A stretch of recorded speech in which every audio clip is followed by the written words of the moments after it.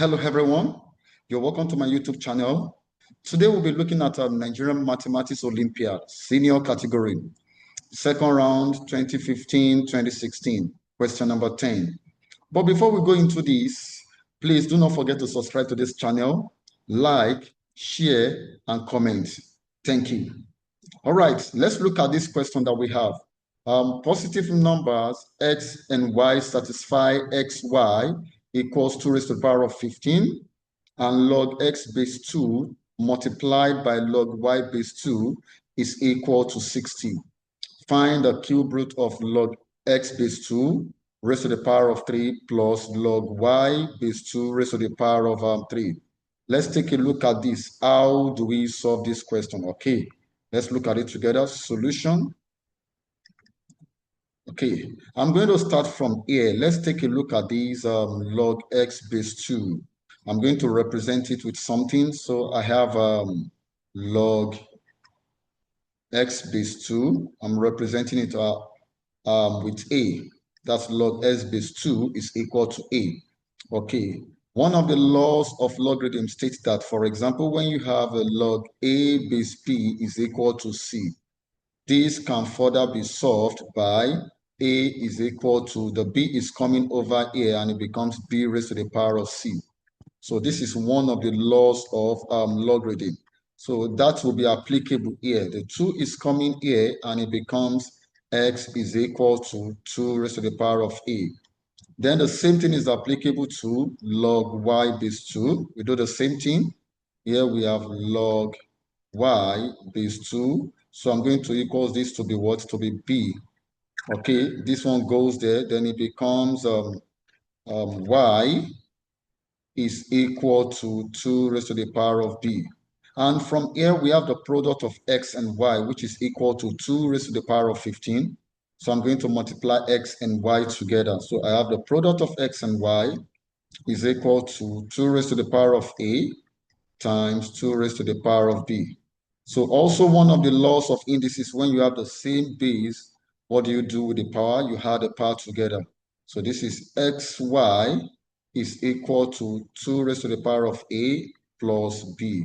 Then I can relate this to be equal to what? 2 raised to the power of 15. Don't forget that. 2 raised to the power of 15. All right. This and this can go. Okay. Then we have a plus b is equal to 15. Let's keep this equation. All right. Then going back to this, we have log x base 2, okay, multiplied by the dot means multiplication, log y base 2, which is equal to what? 60. All right. We continue from there. So from here, what is our log x base 2? We already know that we represented it with what? With a. So this is going to be a. And like I told you, the dot means multiplication. So a, and we have multiplied by b. So this is going to give us what? 60. Okay, this is another equation. Let's keep this. All right. Now we've been able to get this now. Going by what we have here, let's have log x base 2 raised to the power of 3 and plus log y base 2 raised to the power of 3. The one from the cube root, okay? And that's going to be log x base 2 to the power of 3, okay, plus log y base 2 to the power of 3. So log x base 2, already we represented it to be a, we fixed it that, we fixed that in. So that's going to be a raised to the power of what? 3, okay, plus this is b, which is b raised to the power of 3. All right, so we can expand this, a raised to the power of 3 plus b raised to the power of 3.